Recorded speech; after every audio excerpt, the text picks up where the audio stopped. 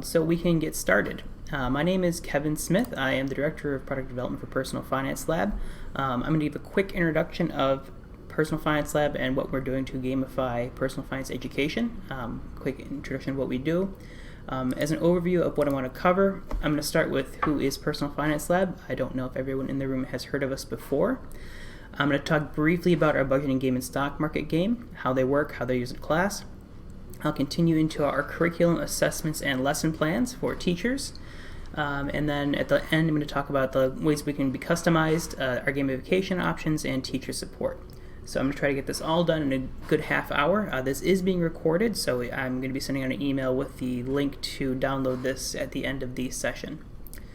So to get started, what is Personal Finance Lab? So at Personal Finance Lab, we really put a heavy emphasis on engagement. We believe in learn by doing, and we use gamification to leverage that.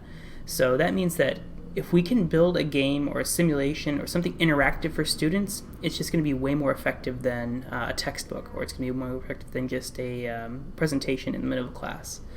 So our real focus is on long-term simulations, where we want to have students experience what we're trying to teach as long as possible, which means that we don't really focus on little quick mini games. We focus on stuff you can use in your class for the entire duration of your class. But we also know that every classroom is different, and we put a huge focus on teacher customization. Every single resource of Personal Finance Lab can be tailored to your class. So while we do our best to make it so things aren't complicated, if you look under the hood and you really want to start getting the nitty-gritty, you as the teacher do have a lot of control over what goes on in your class, how it's structured, and everything else. So at a very high level, the three main components of Personal Finance Lab is our budgeting game, where students manage cash flow over a simulated year. They pay bills, they hit saving goals, and we basically try to teach students to expect the unexpected and really manage their money over time. Our second main component is our stock market game. Students participate in a fully customized investing simulation for your class. So if you used a stock game before, you've probably seen something like this, but ours is the best there is. This is really the main focus of what we as a company have been doing for over 30 years. We were the first online stock game, and we continue to evolve since then. And another main component is our curriculum library. So we have a huge library of standards-aligned lessons with built-in assessments, grade books, and lesson plans to help teachers get started. So rather than just going through a PowerPoint of everything is, I want to actually show you how it works. So I want to start with our budgeting game. So it's custom tailored for your world your students face after graduation. So if I go into Personal Finance Lab, this is what it would look for me as a student logging in for the first time, where I have the assignments my teacher set up for me over here. I have my portfolio for the stock game over here, but I have my budgeting game over here. Most classes start with the budgeting game, and so the way this looks for your students is going to change based on how you're actually getting your class registered. So I'm going to start with the budgeting game, and I'm going to play through a week of the budgeting game just to show you how it works. So the way this works is the game starts, you as a teacher choose if your students are starting as college students with a part-time job or full-time workers who've just graduated from school. There's a ton of different settings you can choose from, but the basic defaults we recommend for everybody is that the students start part-time workers for 6 months of the game, and then they graduate to their workforce for the last 18 months. Each month of the game takes about 20 minutes. You can see my objectives to improve are improving my net worth, my credit score, improving my quality of life, moving money into my savings account to hit my savings goals, and while making sure that my credit and outstanding bills stay low as possible. So because I am a part-time student, I have roommates, and so I need to choose where I want to live. Choose the medium option for this. I have a TV and internet plan. I have several different options which are going to impact my... This impacts, first, the more expensive option you take, the more quality of life points you would earn, but it makes it much harder to hit your savings goals for each month. So I like choosing the middle options. My cell phone plan and my grocery plan. Now, I'm doing this as a part-time student right now. If the students are starting as the full-time version, all of those expenses are much more expensive. And you, of course, as a teacher, can also control them as well. So I play the game by clicking the dice, which moves me through each month. So at the start of each month, I need to build my budget. First, I'm shown how much income I'm going to be earning this month. So it looks like I'm getting 3 paychecks of $288, which is $864 total. I'm working as a cafe while I'm in part-time mode, so I'm going to get a little bit of tips from that, and then I have my after-tax income. If your students get their answers incorrect, they actually get penalized. So they have some incentive for actually trying to focus on these and get everything right the first time. Next, I see my expenses for each month. So let me zoom in a little bit to make it easier for you guys to see. But anything I have carrying over from last month, unpaid bills or my credit cards unpaid, I have that at the top. And then my bills for each month. In addition to the things that I chose, I also have an electric bill, I have a car payment, and I have car insurance, all of which you as the teacher can control. And I have some variable expenses each month, gas and groceries. So I would need to, the last thing I need to do as the student is I need to estimate how much am I going to spend this month that's not a bill. Because at the end of the day, this is what it makes it the hardest to budget in the real world, is planning for those unplanned expenses. Now, the first month your students play the game, they're probably not going to be able to get anything close to what's going to cost them. They're going to have to see how it works in the real world, of what kinds of things pop up, what other things you have to spend your money on in order to be effectively able to plan. So I don't know for sure, so I'm going to put about $150 right now. And I'll click continue to go through into the game. So at the last step here, I need to set my savings goal for this month. So I see here I'm expected to get about $780 of income this month. I'm expected to have $885 of total expenses. Now for this first month, it's going to be difficult. I'm only getting 3 paychecks this first month. I'm usually going to get 4. And I'm a part-time worker, so I have variable hours. It's a little bit easier to plan if they're a full-time worker, but at the same time, all the expenses are much higher. So I actually have a shortfall of $105 this first month. The way our game is designed is that we want students to utilize a pay-yourself-first saving strategy. So really, at the end of the day, both in our game and real life, your total expected expenses and the surplus shortfall aren't that important. You need to be able to set a 10% savings goal each month. In this case, that would be $78. So it's going to be harder for me to do. I have a big shortfall, but there are ways in the game for students to earn extra money to make that up. So I'm going to start my month. And then I'm going to move forward through the month based on how high my dice roll was. I'll move forward half a day for each roll. Throughout the game, we have little mini lessons built in to help teach students key concepts that are important for personal finance. So our first little mini lesson on the first day of the game talks about using a debit card and a credit card. We have this as the very first lesson because every purchasing decision a student makes in the game, they need to choose whether they're going to use a debit card or credit card. So this lesson kind of walks the students through how this works, how it impacts both them in the budget game, and what it actually means in the real world. And then before students can continue, they have a little question asked them that they need to prove that they read that lesson. So this is asking what day of the month your credit card statement is issued. And in that lesson, it told me it's issued on the 19th of the month. So after answering it correctly, I earned $25. If I answered it incorrectly, I would have lost $10. So now I'm going to start moving forward through the month.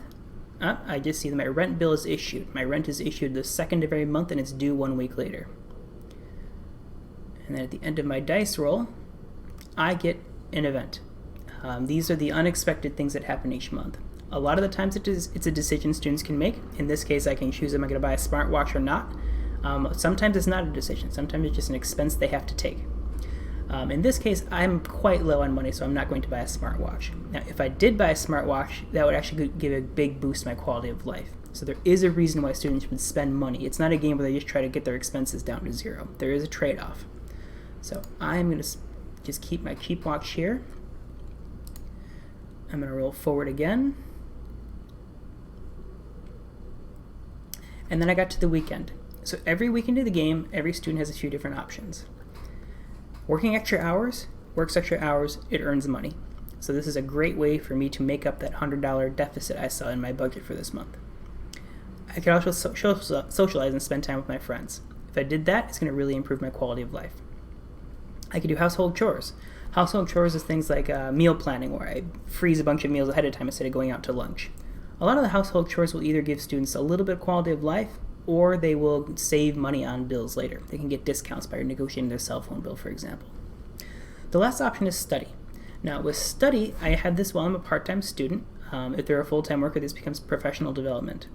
If you study a certain number of times, when you graduate from school and you start your full-time job, you actually get a higher rate. You have a higher salary than students who didn't study at all.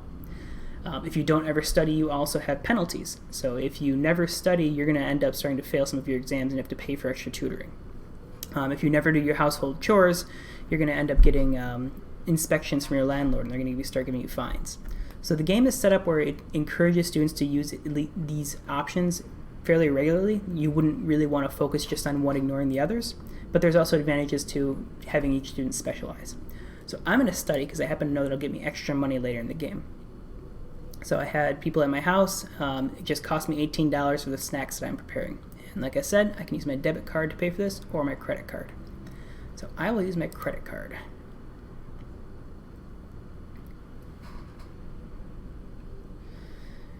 And I have my grocery bill that I need to pay, and this one I'll put on my debit card. So in this case, you can see that I have 2 bills that have been issued already. My rent bill, it's due later this week. Oh, here we go. I have another expensive thing I need to pay for. So my sister is buying chocolates, and yes, I will buy some chocolates to help her out, which will go towards my quality of life points because I was being a good person. I'm going to click over here because my rent bill is due in 2 days. And I see here that my monthly rent is $250. Again, I can pay with my debit card or credit card. You don't have to pay the whole bill at once. You can make partial payments. If your students don't pay their bill on time, they get a 10% late fee. So even if they can't afford the entire bill, it might be a good idea for them to make a partial payment to get a lower late fee. So I'm going to pay that off. I also have some money on my credit card, and I can take a look at my credit card and see my credit card statement anytime. So I'm actually just going to pay this off, this $18, because the first time I make a credit card payment every month, I get credit points added to my credit score. So paying off your credit card on time and using your credit card each month are the only ways to improve your credit score. So I went from 450 to 470, and that increased my credit limit. So having a higher credit score makes it easier to use your credit card to manage those kind of gap expenses between each month. With that said, if students use more than half their credit limit, they will start losing credit score every day. They lose, I believe, 5 points of the credit score every day that they are over 50% of their credit limit. So make sure they pay their bills on time, make sure they use their credit card, or they can't get any credit score points. And I'm just going to round out this last week so I can show you what my paycheck looks like.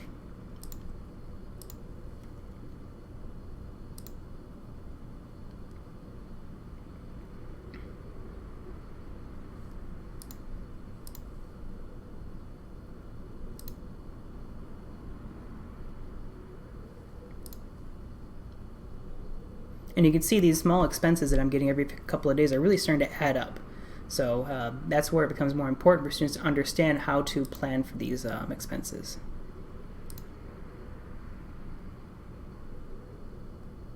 And at the end of the day on Friday, I finally get my first paycheck. And you can see my paycheck here. It gets deposited directly into my checking account. It has the income. It has all my taxes broken out already. You can earn bonus income by some of those events that happen in the game, like you might earn a small bonus at work, and you can also earn extra income by those weekend activities too, and those always appear on your next paycheck. So that's the long and short of how the budgeting game works. It is quite engaging. We get great reviews from students. While the students are playing the game, they also have class rankings. So the rankings of the budgeting game is based on the overall score. The overall score is a composite of the student's credit score, their quality of life points, and their savings goals.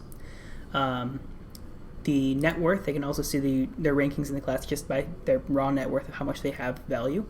Rankings by credit score and rankings by quality of life. So all kinds of different metrics. You can see how your students are kind of comparing against each other on what they think is most important. So I'm going to switch away from the budget game for a moment, and I am going to get into the stock game. So our stock game, if you've ever used a stock game before, you kind of have an idea of it, where students build a portfolio. We have the best stock market game there is, hands down. I'll talk about the teacher customizations in a minute, but just to get how it works for a student, I'm going to switch back to my student dashboard, and I'm going to take a look at my portfolio for my stock game. So I already have a few stocks in my portfolio. You can see which stocks I'm holding by clicking this plus button. I have Wells Fargo, I have General Mills, and I bought Snapchat. So for each stock that I'm holding, you get full real-time pricing here, so I can see exactly how much I paid for each one, what my profit and loss is. This updates streaming throughout the day. Today it's after the market has closed, and so I can't really show you this flashing, but it does update every few seconds. Your students can also see their portfolio as charts, so they can see how did these stocks do today. The green ones, I'm making money. The red ones, I'm losing money. How did they do for the last month or even the last year? Your students can export this data to Excel so they can do all kinds of analysis on their own. They can also export their transaction histories, their order history, their account balances, showing how many dividends they received, all kinds of important stuff. When a student actually goes to trade in the stock game, we also have a lot of research information built right into it. So for example, if I want to trade Ford, I might not know the symbol for it. So I would type Ford, and it would return symbols that match. So I'm pulling up the quote for Ford here. It has the company's logo, last price, 2 types of charts, a simple one that every student can understand this is what it's been doing today, but we also have an advanced chart. And the advanced chart, if you have an investing class or students who are really into investing, they can do all kinds of stuff like this. This gives a picture over a long period of time. I can look at just the last couple of hours. I can add in another stock in here to compare. How does Ford compare to GM, for example? So I can put them in and get a comparison to see how they're doing relative to each other over time. If I scroll down a little bit, I have a bunch of information about this company. So who is this business and what do they do? Company news. What are news stories that are mentioning the stock saying? So I can get an idea of why this stock's price is going up and down. Analyst ratings. What's Wall Street saying about Ford? Is it a buy? Is it a sell? Just kind of get a second opinion before you trade. The price history. It talks about this stock's price. You can have it adjusted. You can put any date range all the way back to when this stock first IPO'd. Financial statements. So income statement, balance sheet, cash flow statement, or annually or quarterly going back 20 years. And just the detailed quote. The detailed quote brings a lot of stuff together, earnings per share, last price, bid ask, all kinds of stuff. So depending on how in-depth you want to get for the stock game, there's a lot here. If your class is really just kind of talking about investing superficially, we make it very easy for a student coming in here for the first time. So if I want to place my trade, I say I want to buy 100 shares of Ford. It will give me an estimated cost, and then I will preview it. It looks like it might have timed out on me. Let me refresh here.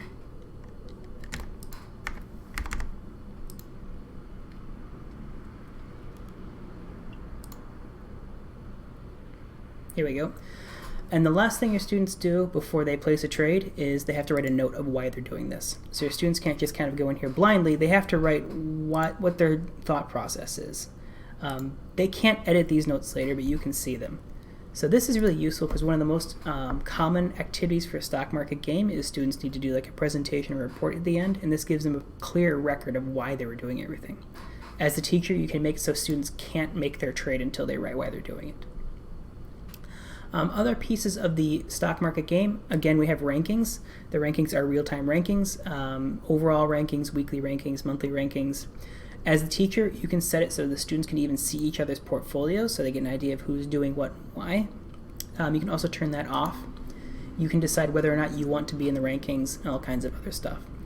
To make it so it's easy for students to get started in the stock game, we also have a huge library of tutorial videos. So if I go in here, you can see that I have a site overview video that just kind of talks about what are all the different pages of the site.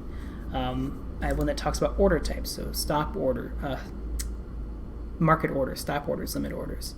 How do they make a trade? So how do they make a stock trade? What's the mechanics there? How do they trade a mutual fund? How do they trade a bond? So the basics of really building a portfolio. Even if you're not sure yourself, we have this built in for your students. We also have the same library of tutorial videos when we want to talk about the budget game. Everything about the budget game they need to know, we have this built in for them. If we go up and look at the stock game, we also have a huge research center. So the research center has everything I was talking about on the trading page plus a lot more. So they can look at any stock in the US and Canada, Europe, most of the European exchanges are in here as well. Get all the information about this stock, all those pieces I was talking about on the stock trading page, plus interactive charts, financial statements, accounting ratios if you're in a business class, even SEC filings. It gets very detailed. We also have some specialized tools just for mutual funds and ETFs as well.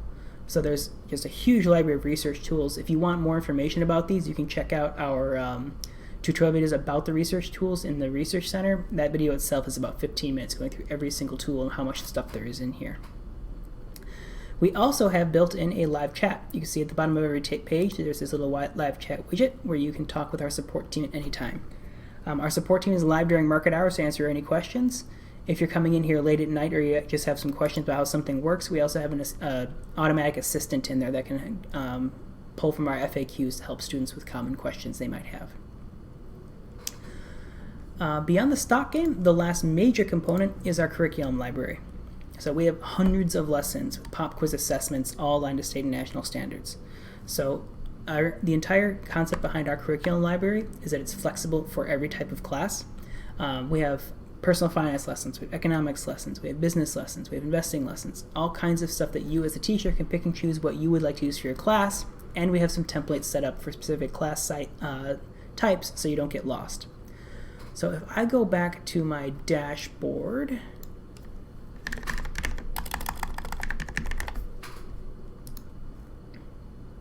you can see here I have what's called an assignment.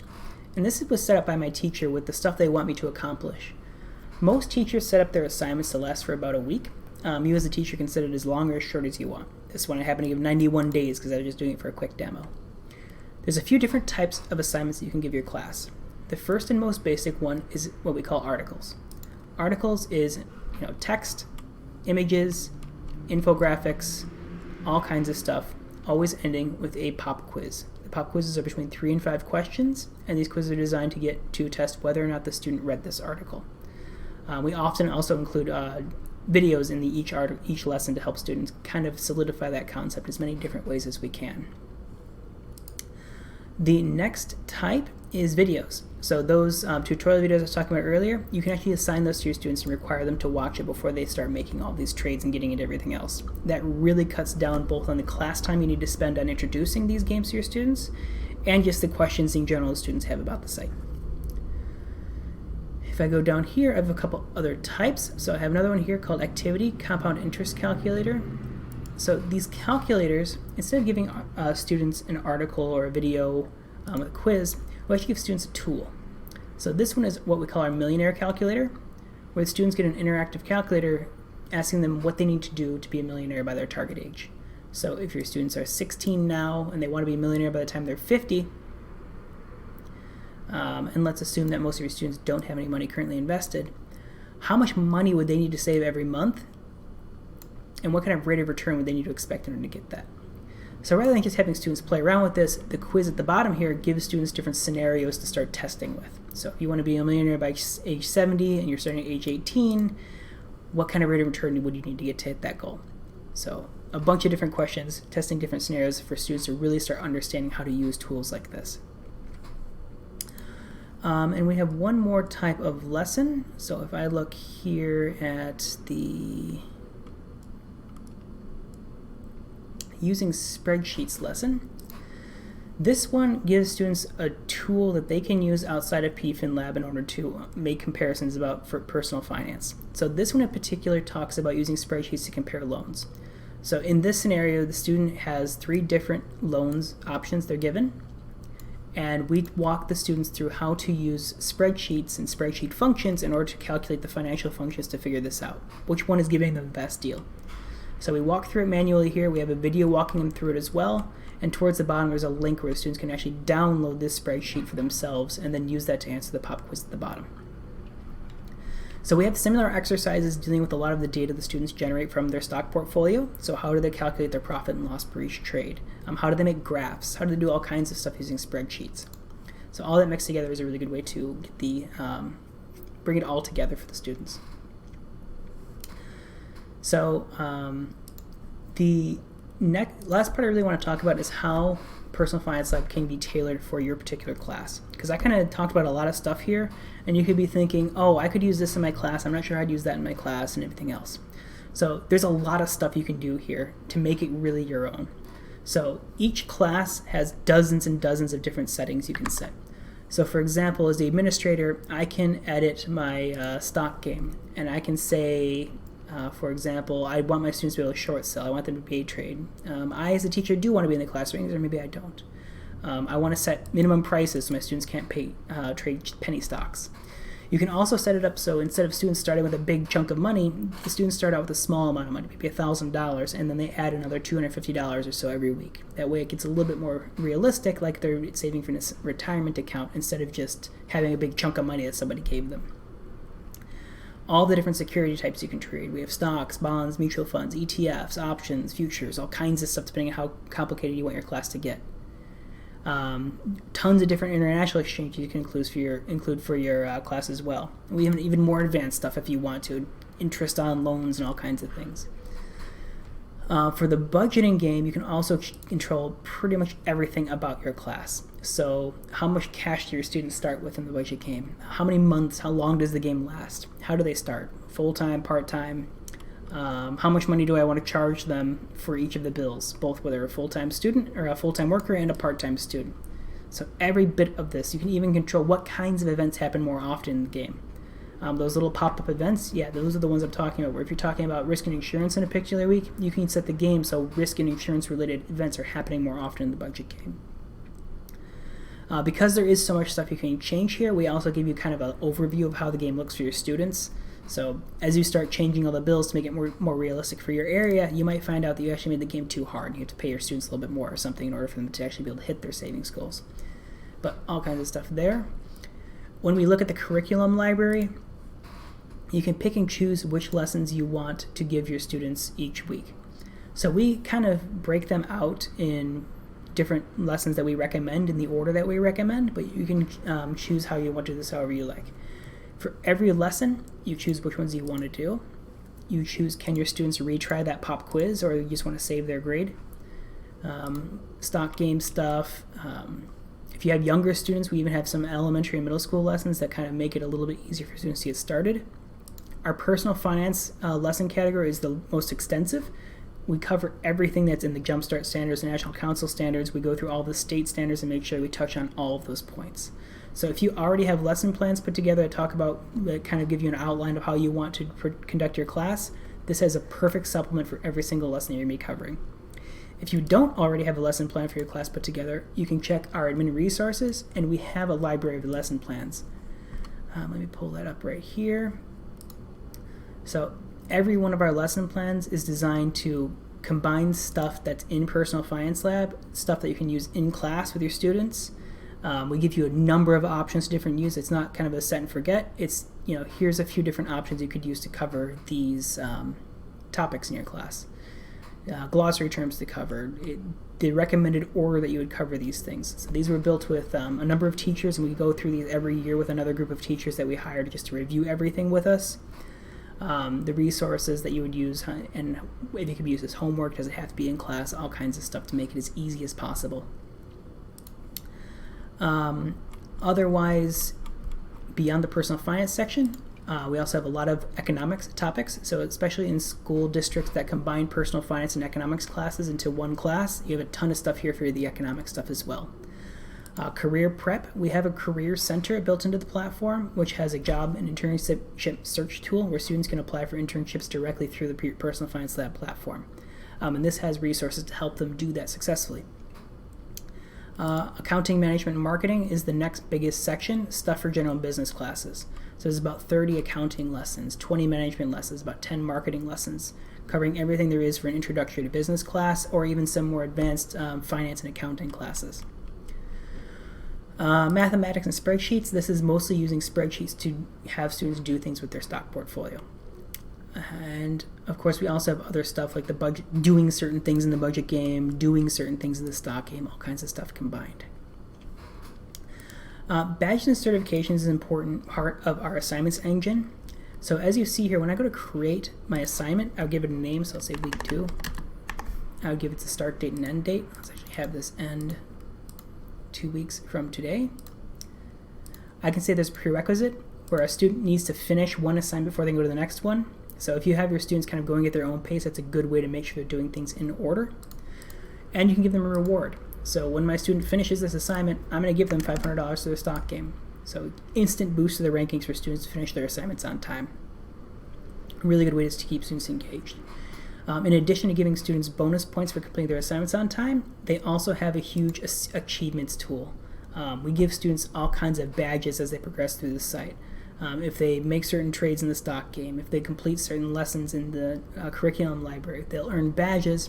They can choose which badges they want to show off on the site. You can see my current badges up here. It's over here, and on all the rankings pages you can see my badge as well. And certifications as well.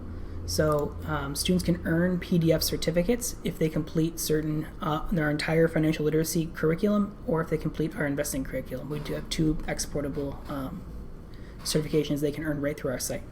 We also are starting a new partnership with the WISE Foundation, where students who go through Personal Finance Lab can be certified to on the pre-test for the WISE certification, so that this is curriculum that's going to help them pass that and actually earn the WISE certificate they can put in their resume later. And last but not least, I mentioned the webinars, or the lesson plans, but we also have webinars. We have several each semester talking about specific topics of Personal Finance Lab and just teaching personal finance at large, and we really pride ourselves on the support. So every teacher on Personal Finance Lab gets a dedicated account manager to help them with their classes, and like I said, we have the live chat support. This is both for you as the teacher and for students. So there's a lot in here to help. We're actually just about out of time, so before I wrap up here, does anyone have any questions for me? I know I went through quite a bit really quick. And if you want to get a little bit of a preview yourself, you can go to PersonalFinanceLab.com, and you can get a teacher test drive account where you can go through all this stuff yourself and see how it works. If I go to PersonalFinanceLab.com here, you just click Try It Now, and then you can either request a personalized demo with our team, where they'll walk you through how it could work with your class, or you can just register with a test student account with everything turned on to see how it all works.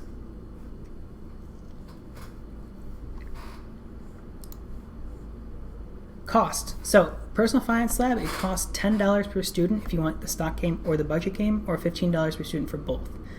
There are bulk discounts available, so if you have a lot of students in your classes, you can get discounted pricing. And we also have some promotions for Title I schools, where we have companies that like to offer kind of a subsidy or sometimes cover the entire cost of your Title I school. So if you would like to get a quote, you can click the order button on our homepage, or any of the other pages in here have forms so you can request a quote from our team. Does your district have to pay a fee if I set up an account? So if you try the teacher test drive account where you're just registered and there's a student, there is no fee. Usually once a semester we also do some kind of free challenge. You as the teacher kind of lose control if we do that, but we do have resources available for students. And again, if you're a Title I school, if you just want a free trial to test it out, particularly over the summer, you can let us know. We'll set you with a free account. There's no cost to that at all.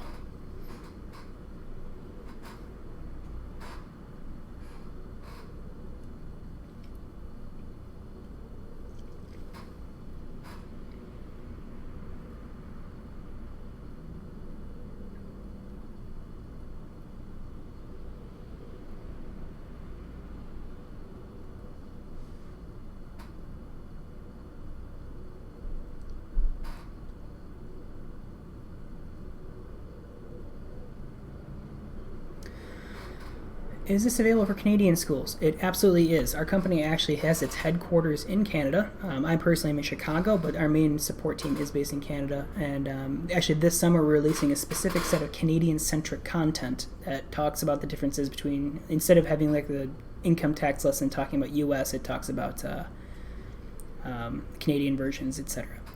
Where do I go to sign up for a Title I school account? It's the same as everywhere else. It's just when you fill out the form, like if I click this order button here, actually not this one, this is where I would just pay with a credit card. But if I go to Get PFin Lab Now, for example, and I go for schools and districts, there'll be a form on that page where you'll request a quote. Just mention that you're a Title I school for the special pricing. So yeah, down here, request more information. You'll find this at the bottom of almost every page if you come to the website. sorry if I missed this. How do we see student grades, and do they download or integrate with LMSs? So student grades, we have a, I didn't get into it in the half hour, but there's an extensive reporting section, everything you could possibly want to see about your students' activities on the site.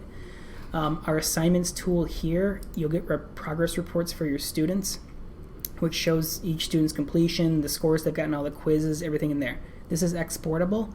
Currently, it's not exportable directly to LMS systems. Over the summer, our biggest change is to the assignment tracking system, where you're going to be able to see a lot more data for each student. For example, how long your students take for each lesson that you assign them. And then over this fall into next spring, we're looking at integrating with a number of LMSs. So just for my reference, Karen, can you tell me which LMS your school uses? Because we're trying to decide which ones we want to start with.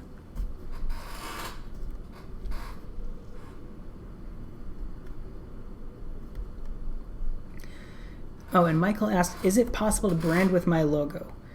There's two ways to do that. The first one is, as the administrator, you have the ability to post a message, and you can upload a small logo here, which will appear on the announcements for your students. If you want to completely revamp PFinLab to have your logo in the top here and everything's kind of using your branding, that is possible. It is a significantly higher development fee. You can request a quote for that depending on how far you want to take it with your school. And you work with Blackboard. Yeah, Blackboard is one of the most common ones. Blackboard, Schoology, Canvas are the ones that we hear the most. I just want to get as much information from the possible teachers as well. Does this program accumulate total hours for each student? That is part of what we are adding in our summer enhancements. So as you assign those lessons, it'll show you the log of how long each student has been taking in it.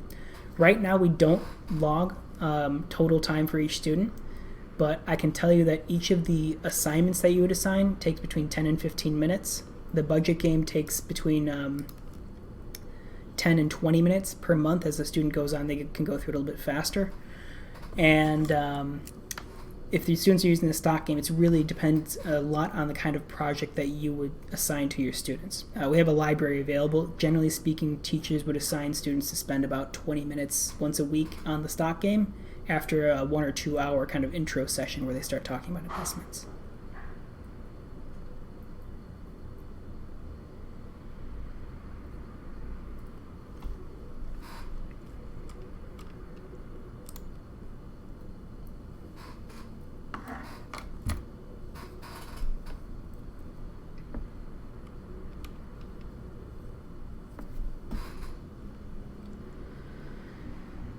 Okay, so if we don't have any more questions, I will end this meeting. If you do have more questions after this, feel free to reach out. My email is kevin@PersonalFinanceLab.com, or if you just go to PersonalFinanceLab.com, there's all kinds of extra information for you on everything we have here.